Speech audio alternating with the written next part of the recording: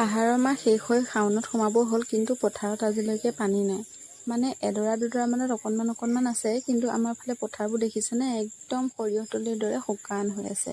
মাটি ৰুবলৈ আহি পথাৰত ৰোৱনীয়ে পানী নাপায়, এইদৰে বহি থাকিবলগীয়া হৈছে। হেল্ল' এভৰিৱান, মই ৰাজশ্ৰী আৰু আপোনালোকে চাই আছে এইটো 14 জুলাই দিনৰ ব্লগ। গাঁৱলীয়া মানুহ যেতিয়া পথাৰলৈতো আহিবই লাগিব নে কি কয়। এইফালে বহুত ধুনীয়া এটা পৰিৱেশ আপোনালোকক দেখুৱাই দিলো দেই। সেইফালে দেখিছেনে পুখুৰী এটা সিঁচি আছে। আপোনালোকক বহুত ধুনীয়া দৃশ্য এটা দেখাই আছো। সেয়া দেখিছে নহয়, পুখুৰী সিঁচি আছে। আজিকালি এইবোৰ দৃশ্য দেখিবলৈকে নাইকিয়া হ'ল।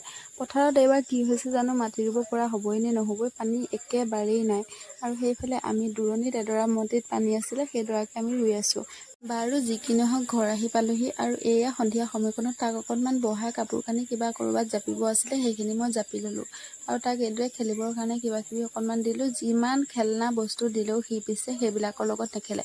শেষত গৈ সি বাইকৰ জ্যামিতি বক্স বা খেলিব নলগীয়া বস্তুখিনিৰ লগতহে খেলে। কিয় এনেকুৱা হয় মই নাজানো বাৰু। আপোনালোকৰ লগতো হৈছে নেকি জনাবচোন কমেণ্ট বক্সত। আজিৰ দিনটো বহুত ৰ'দ আছিল, যাৰ বাবে আমাৰ আজি বহুত কষ্ট হ'ল। সেইবাবে আজি সোনকালে কাম বন কৰি ভাত পানী খাই কৰি আমি সোনকালে শুব লাগিব। সেইবাবে মই বিচনাখন অকণমান চিজিল কৰি ল'লোঁ। আৰু ল'ৰা ছোৱালী থকা মানুহৰ ঘৰত কি হয় জানেই আপোনালোকে, দিনত যেতিয়া ঘৰত নাছিলোঁ কামখিনিও থাকি গৈছিলে, আৰু সেইবাবে ৰুমৰ পৰিৱেশ এইটো হৈ আছে। আপোনালোকে আকৌ নাহাঁহিব দেই। পেজটো যদি এতিয়াও ফ'ল' কৰা নাই ফ'ল' কৰি ল'ব, আৰু লাইক কমেণ্ট এটা কৰিবলৈ নাপাহৰিব দেই। আজিলৈ আহিছোঁ, বাই বাই।